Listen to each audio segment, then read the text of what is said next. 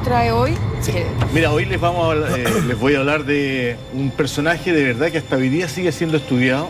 Es un chileno con condiciones paranormales increíbles.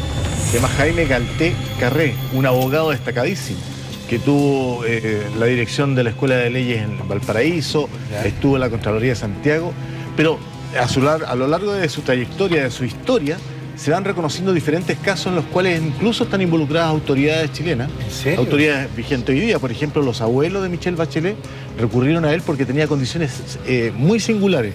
Él tampoco asumía, hoy soy este personaje. Él, con gran sacrificio, iba viendo cómo tenía condiciones y dones especiales. Diéramos un poco ver el reportaje. Por supuesto. Y después le cuento más detalles de cómo es esta figura de Jaime Galté Carré, que es uno de los chilenos más connotados en el mundo respecto de esta condición de medium. ¡Ay, qué de intervenir entretenido! A través de los espíritus, estos poderes ocultos que uno no logra a veces establecer en la dimensión científica, pero que en realidad ocurren y hay que verlos. ¡Ay, vamos a verlo! Está muy entretenido esto.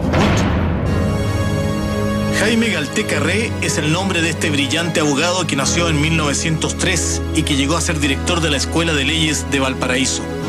Sin embargo, siendo un hombre equilibrado y que trató de manejar su vida en el positivismo, en el mundo científico, en la concepción científica, debió resignarse a su particular realidad, que a las finales se transformó en todo un don y un privilegio. Jaime Galté ignoraba sus poderes, es un extraordinario medium, y descubrió esta misteriosa condición cuando se le aparece su padre ya muerto para indicarle la ubicación de una escritura de una propiedad minera, lo que cambiaría radicalmente la precaria realidad que estaba llevando hasta ese momento su familia. Su padre apareció en un sueño, pero lo que le contó resultó ser toda una implacable verdad. Él claramente fue un tipo dotado de una capacidad mental y humana muy a la cual a lo mejor la especie humana puede llegar, pero en este momento no tenemos la capacidad despierta, digamos. Era un hombre sobredotado. Viajando a Valparaíso, Galté es gentilmente invitado a sentarse junto a él por Ricardo Prat Chacón, jefe de aduanas de Valparaíso. Efectivamente, se trataba de Prat Chacón, el hermano de nuestro héroe, asesinado en el Huáscar, Arturo Prat. Ricardo le señala a Jaime Galté que por lo que él aprecia, tiene condiciones mediúmnicas. Tras el viaje, una vez ya en el puerto, lo invita a realizar una experiencia junto a otros amigos. Jaime Galté se entusiasma, acepta y se somete a la prueba. Esta consiste en sentarse frente a una mesa donde hay una hoja de papel en blanco y un tintero con una pluma. Jaime Galté entra en estado de somnolencia y luego cae en trance.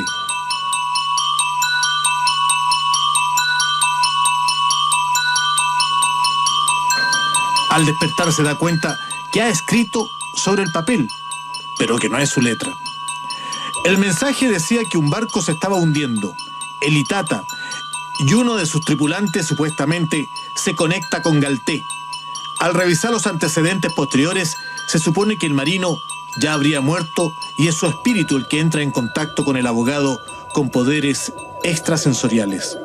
Su mensaje consiste en el de proporcionar datos de dónde encontrar dinero para entregárselos a una amiga que quedaría desolada con la muerte del marino. Él de repente soñó con que el Itata se hundía en una vuelta de campana, lo cual es histórico, ¿eh? Pasó a la salida del puerto de ese que está cerca de Concepción, ¿cómo es que se llama? Talcahuano. Y viniendo al norte, el tipo se dio una vuelta de campana, el barco, y se hundió. Y murieron casi todos sus tripulantes, ¿sabes? Y él anticipó esto. Lo anticipó ¿cómo? Él había caído en trance en la primera prueba que le hicieron a ver si tenía facultades mediunímicas, que se la hizo un hermano de Arturo Prat Chacón. Y él escribió una carta, cayó en trance y escribió una nota escrita por un tipo llamado Froilán González, si mal no recuerdo, que decía que el Itata se había hundido y le decía a la mamá que iba a encontrar plata en una cocinilla, en una infiernillo, en una salamandra, digamos, en su casa. Ya lúcido, Jaime Galté y sus nuevos amigos hacen averiguaciones sin poder confirmar preliminarmente la información. La Capitanía de Puerto de Valparaíso ignora algún accidente de una embarcación y la nave Itata, a la que se hace alusión, hasta el momento está navegando sin novedad frente al puerto de Talcahuano.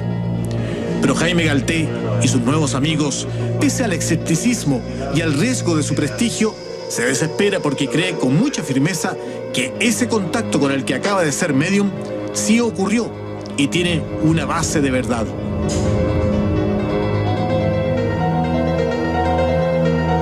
Galté y Prat salen a la calle y al pasar junto al diario El Mercurio de Valparaíso, ambos se miran porque ven que hay mucha gente agolpada frente a la fachada.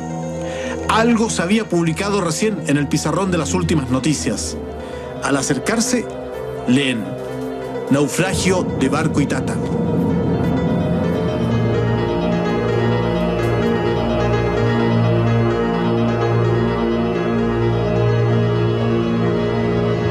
Justamente todo lo escrito resultó cierto. Jaime Galté y Ricardo Prat van de nuevo hacia la Capitanía de Puerto para confirmar si en los listados de tripulaciones que deben registrarse en la institución existía el nombre del marino con el que Galté habría entrado en contacto horas antes. La respuesta resultaría afirmativa, sorprendiendo a todos los que rodeaban al abogado. El propio Galté queda con la boca abierta. La información confirmaba que estaban frente a un hombre fenómeno con condiciones o poderes excepcionales. El misterioso abogado, junto a sus nuevos amigos, se dirigen ahora a la zona de los cerros de Valparaíso. Jaime Galté Carré, el misterioso abogado, ahora junto a sus nuevos amigos, se dirigen hacia los sectores altos de Valparaíso buscando la dirección que Galté recibió del contramaestre del barco Itata, que naufragó a la cuadra de Talcahuano. Según la información, el marino no sobrevivió al naufragio de la nave Itata, que ocurría precisamente mientras Galté se prestaba para la experiencia mediúmnica a la que lo sometió el hermano de Arturo Prat. El grupo es recibido por las mujeres aludidas en el mensaje del contramaestre del Itata. Jaime Galté les cuenta el detalle de la información tras enterarlas de la mala noticia. Las mujeres buscan el dinero que, según el mensaje del medium, estaría dentro de un tarro y que les permitiría enfrentar con más recursos la ausencia del marino muerto.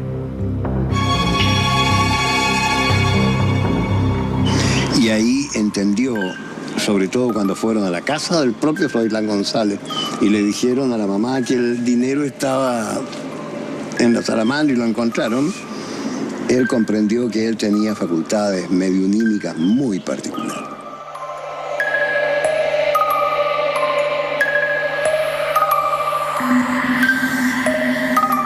Galté sobresalía en todos los espacios donde actuaba.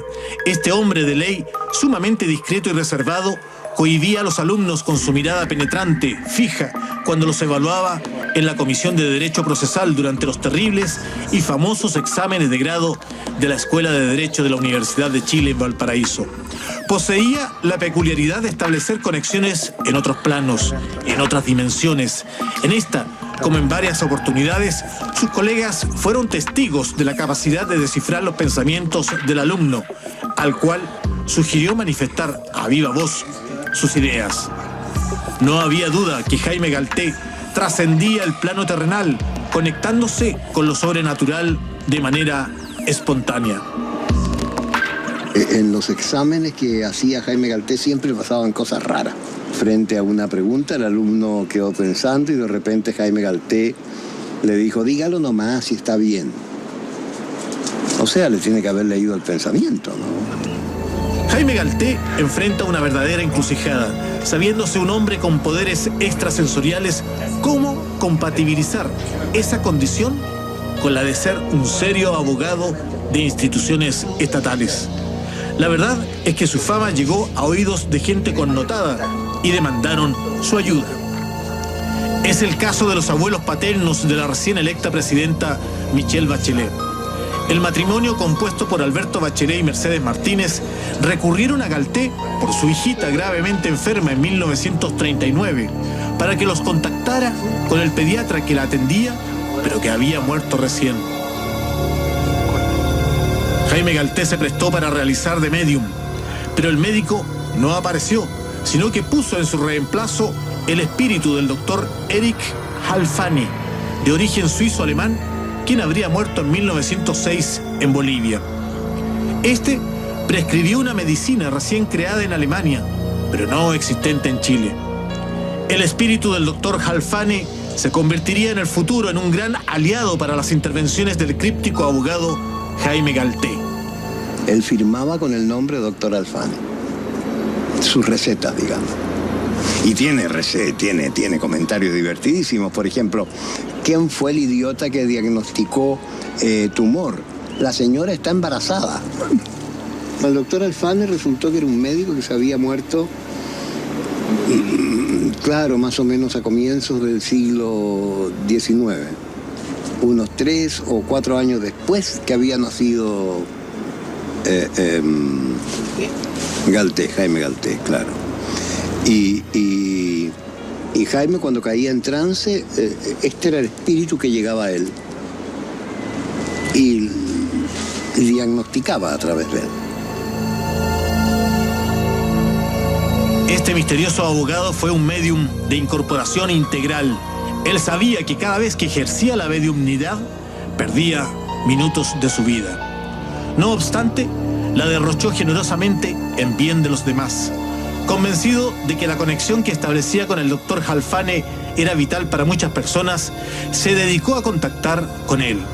Si bien es cierto, es que este médico no habló jamás a través de sus labios, sí le hacía llegar sus juicios a través de una pluma y un papel. Solo escribía sus mensajes con las manos de Jaime Galté, con una enorme letra muy diferente a la suya y con una precisión muchas veces comprobada. Diagnosticaba enfermedades y dictaba tratamientos con remedios modernos, a veces desconocidos en Chile.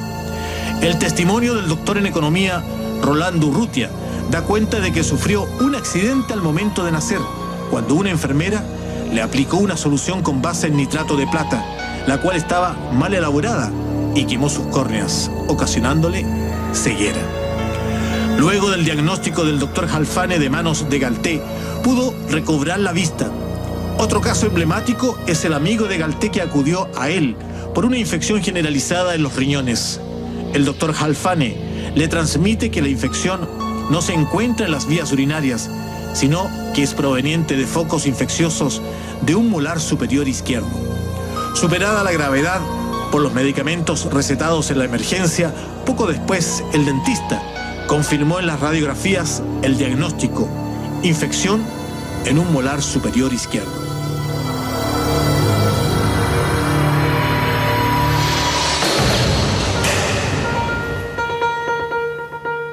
Galté jamás dejaba de sorprender. Este hombre en estado de trance se sentaba al piano y tocaba maravillosamente obras de Chopin, a pesar de que jamás había estudiado instrumento alguno. Se dice que también pintaba y tenía visiones del futuro. Jaime Galté jamás, pero jamás cobró por sus consultas. Era un hombre verdaderamente desinteresado. Este ser lleno de luz nunca aceptó ni un regalo por el bien que hacía, ni se jactaba de sus dones. La humildad era una de sus mayores virtudes. Con el pasar del tiempo, Jaime Galté ya no era capaz de ocultar el cansancio que lleva consigo. Cuando se le consultaba sobre la experiencia y sus recuerdos, él describía cuanto sigue: me concentro, pongo la mente en blanco y entonces algo ocurre. Una corriente empieza a bajar desde arriba del cerebro y otra a subir desde la base de la columna vertebral. Se juntan ambas en la zona del plexo solar y entonces siento la más desagradable sensación, no solo de pérdida de conocimiento, sino de muerte. Y no sé más, hasta que me encuentro de nuevo consciente y en el mismo lugar donde todo comenzó. Mientras tanto, he diagnosticado y he recetado. La experiencia me produce un gran gasto de energía y casi siempre me encuentro agotado. Era evidente que los poderes iban consumiendo a este ser humano. Es así como en un estado de plena conciencia toma nota en su agenda de una fecha y una hora en particular. Había iniciado de esta manera su cuenta regresiva. A partir de aquella anotación, don Jaime Galté, el gran abogado y médium, comenzó la más triste de las despedidas. Su temprana viudez lo había marcado tan profundamente que asumió la responsabilidad de ser padre, madre y amigo de sus dos pequeñas hijas. Esta relación tan intensa le permite transmitir ciertos mensajes. A una de ellas le promete pasar la próxima Navidad a su lado. Sin entender, esta mujer se emociona y disfruta del abrazo de su amado padre. La mayoría de la gente que en nuestras generaciones posee ese tipo de facultades terminan gravemente enfermos. Y de hecho él murió muy joven, murió de 62 años y prácticamente destruido. Y esto aparentemente ocurre porque la gente que tenía estas facultades y que las tiene se vuelven locos o se enferman de muerte, digamos. Cuando aún no sentía molestia alguna, el doctor Halfane le hizo un diagnóstico sin receta posible. Y aunque guardó el secreto sobre un cáncer incurable, tuvo la valentía de ser honesto consigo mismo, anunciando así su desenlace poco antes de que ocurriera. Este hombre, que se mostraba serio y seguro de sí mismo, a solas dejaba fluir las emociones y se conectaba con ellas a través de las vivencias familiares. Don Jaime Galté amaba profundamente a sus hijas. Sin embargo, el agotamiento era real, que por mucho que quisiera, ya no tenía fuerzas para seguir manteniéndose con vida. Había llegado la hora de partir y Jaime Galté se entregó a los designios de la muerte. El 1 de noviembre de 1965, a los 62 años de edad, este hombre deja de existir. Luego de haber vivido una historia al servicio de los demás, lo que le permitió sin duda alguna crecer en lo espiritual y ganarse el afecto de todas las personas que se cruzaron en su camino. Don Jaime Galté lo dejaba todo por escrito, incluso la fecha de su propia muerte. Los seres humanos tenemos en común el desconocimiento del momento exacto en que dejaremos de existir. Hasta en eso, Galté era distinto al resto de la humanidad. Sus amigos fueron testigos de todas y cada una de las singularidades de este hombre, inclusive de esta.